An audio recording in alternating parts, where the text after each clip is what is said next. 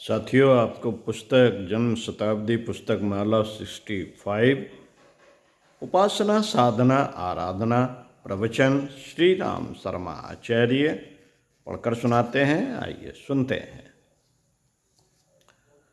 गायत्री मंत्र हमारे साथ साथ। ओम भूर्भुवः स्वः तत्सवितुर्वरेण्यं भर्गो देवस्य धीमहि धियो यो नः प्रचोदयात्। देवियों, भाइयों, गायत्री मंत्र 3 टुकड़ों में बटा हुआ है। आध्यात्मिक साधना का सारा माहौल 3 टुकड़ों में बटा हुआ है। ये है उपासना, साधना और आराधना। उपासना के नाम पर आपने अगरबत्ती जलाकर और नमस्कार करके उसे समाप्त कर दिया होगा, परंतु हमने ऐसा नहीं किया।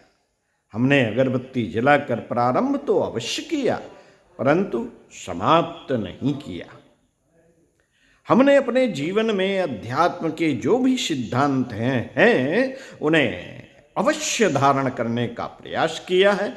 त्रिवेणी में स्नान करने की बात आपने सुनी होगी, और उसके बाद कौआ कोयल बन जाता है। हमने भी उस त्रिवेणी संगम में स्नान किया है, जिसे उपासना, साधना और आराधना कहते हैं।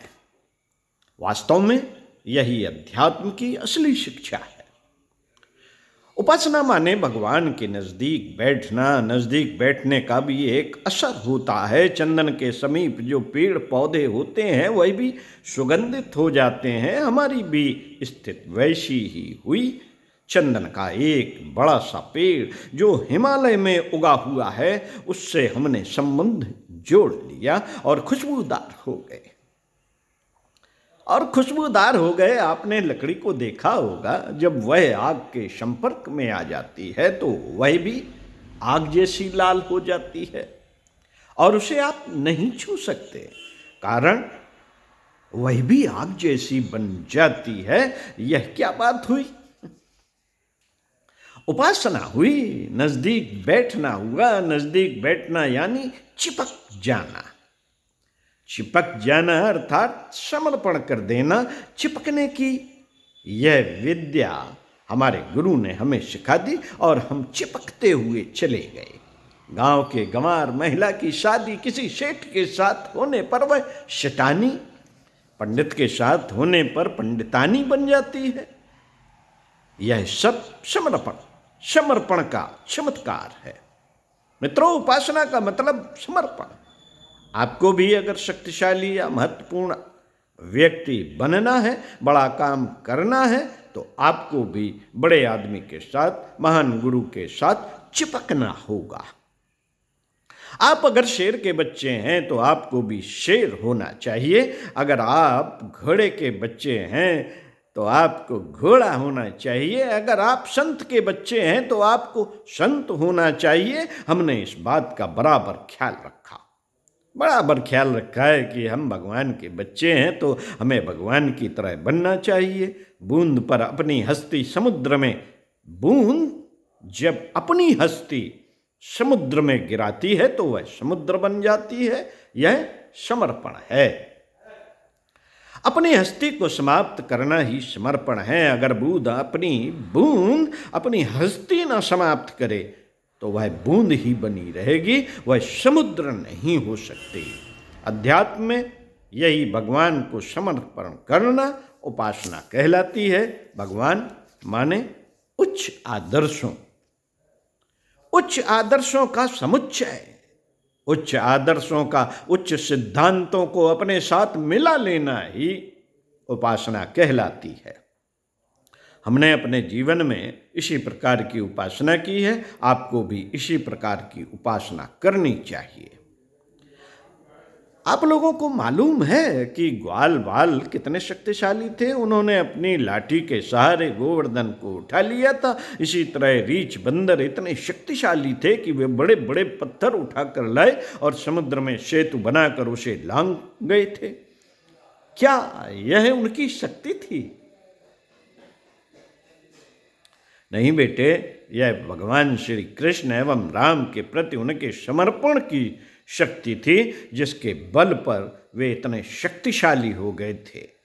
भगवान के साथ, गुरु के साथ मिल जाने से, जुड़ जाने से आदमी न जाने कैसे क्या हो जाता है। हम अपने गुरु से, भगवान से जुड़ गए तो आप देख रहे हैं कि हमारे अंदर क्या क्या चीजें हैं।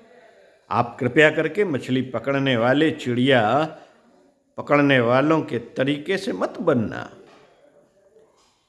और ना इस तरह की उपासना करना जो आटे की गोली और चावल के दाने फेंक कर उन्हें फंसा लेते और पकड़ लेते हैं तथा कबाब बना लेते हैं। आप ऐसे उपासक मत बनना जो भगवान को फंसाने के लिए तरह तरह के प्रलोभन फेंकता है। बिजली का तार लगा हो परंतु उसका संबंध जनरेटर से ना हो तो करंट कहाँ से आएगा। उसी तरह हमारे अंदर अहंकार, लोभ, मोह भरा हो तो वे चीजें हम नहीं पा सकते जो भगवान के पास है। अपने पिता की संपत्ति के अधिकारी आप तभी हो सकते हैं जब आप उनका ध्यान रखते हो, उनके आदर्शों पर चलते हो, सिद्धांतों पर चलते हो। आप केवल यह कहें कि हम तो उन्हें पिताजी पिताजी कहते थे तथा अपना सारा वेतन अपनी पॉकेट में रखते थे और उनकी हारी बीमारी से हमारा कोई लेना देना नहीं था, तो फिर आपको उनकी संपत्ति का कोई अधिकार नहीं मिलने वाला और ना लेना चाहिए। साथियों, हमने भगवान को देखा तो नहीं है परंतु अपने गुरु को अपने भगवान के रूप में पा लिया। उनको हमने समर्पण कर दिया, उनके हर आदेश का पालन किया, इसलिए आज उनकी सारी संपत्ति के हम हकदार हैं। आपको मालूम नहीं है कि विवेकानंद ने रामकृष्ण परमहंस को देखा था, स्वामी दयानंद ने विरजानंद को देखा था, चाणक्य तथा चंद्रगुप्त का नाम सुना है ना आपने? सुना है। उनके गुरु ने तो उनको आदेश दिए, उनके गुरु ने जो उनको आदेश दिए उनका उन्होंने पालन किया। गुरुओं ने शिष्यों को, भगवान ने भक्तों को जो आदेश दिए वे उसका पालन करते रहे। आपने सुना नहीं? एक जमाने में समर्थ गुरु रामदास के आदेश पर शिवाजी लड़ने के लिए तैयार हो गए थे। उनके एक आदेश पर वे आजादी की लड़ाई के लिए तैयार हो गए। यही समर्पण का मतलब। आपको मालूम नहीं कि इसी समर्पण की वजह से समर्थ गुरु रामदास की शक्ति शिवाजी में चली गई और वे उसे लेकर चले गए। आपने नदी को देखा होगा कि वह कितनी गहरी होती है। चौड़ी एवं गहरी नदी को कोई आसानी से पार नहीं कर सकता है, किंतु जब वह एक नाव पर बैठ जाता है तो नाव वाले की यह जिम्मेदारी होती है कि यह नाव को भी न डूबने दे और वह व्यक्ति जो उसमें बैठा है उसे भी न डुबाए। इस तरह नाविक उस व्यक्ति को पार उतार देता है। ठीक उसी प्रकार जब हम एक गुरु को, भगवान को नाविक के रूप में समर्पण कर देते हैं तो वह हमें इस भव सागर से पार कर देता है। हमारे जीवन में इसी प्रकार घटित हुआ है। हमने अपने गुरु को भगवान बना लिया है। हमने उन्हें एकलव्य की तरह से अपना सर्वस्व मान लिया है। हमने उन्हें एक बाबा जी, स्वामी जी, गुरु नहीं माना बल्कि भगवान माना है। हमारे पास इस प्रकार भगवान की शक्ति बराबर आती रहती है। हमने पहले छोटा बल्ब लगा रखा था तो थोड़ी शक्ति आती थी, अब हमने बड़ा बल्ब लगा रखा है। तो हमारे पास ज़्यादा शक्ति आती रहती है, हमें जब जितना चाहिए मिल जाता है। हमें आगे बड़ी बड़ी फैक्ट्रियां लगानी है, बड़ा काम करना है, अतः हमने उन्हें बता दिया है कि अब हमें ज़्यादा पावर, ज़्यादा शक्ति की आवश्यकता है, आप हमारे ट्रांसफार्मर को बड़ा बना दीजिए। अब वे हमारे ट्रांसफार्मर को बड़ा बनाने जा रहे हैं। आपको भी अगर लाभ प्राप्त करना है तो हमने जैसे अपने गुरु को माना और समर्पण किया, आप भी उसी तरह मानिए तथा समर्पण कीजिए, उसी तरह कदम बढ़ाइए। हमने उपासना करना सीखा है और अब हम हंस बन गए। आपको भी यही चीज अपनानी होगी, इससे कम में उपासना नहीं हो सकती। आप पूरे मन से, पूरी शक्ति से उपासना में मन लगाइए और वह लाभ प्राप्त कीजिए जो हमने प्राप्त किए हैं, और यही है उपासना। साधना किसकी की जाए? साधना भगवान की। अरे भगवान को ना तो किसी साधना की बात सुनने का समय है और ना ही उसे साधा जा सकता है। वस्तुतः जो साधना हम करते हैं वह केवल अपने लिए होती है और स्वयं की होती है। साधना का अर्थ होता है साध लेना, अपने आप को संभाल लेना, तपा लेना, गर्म कर लेना, परिष्कृत कर लेना, शक्तिवान बना लेना, यह सभी अर्थ साधना के हैं।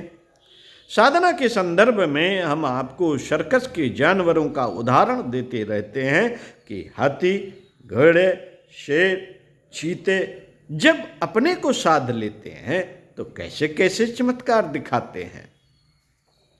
साधे गए ये जानवर अपने मालिक का पेट पालने तथा सैकड़ों लोगों का मनोरंजन करने, खेल दिखाने में समर्थ होते हैं। इन जानवरों को साध लिया गया होता तो सैकड़ों लोगों को प्रोविडेंट फंड देते हैं, पेमेंट देते हैं, उनका पालन करते हैं।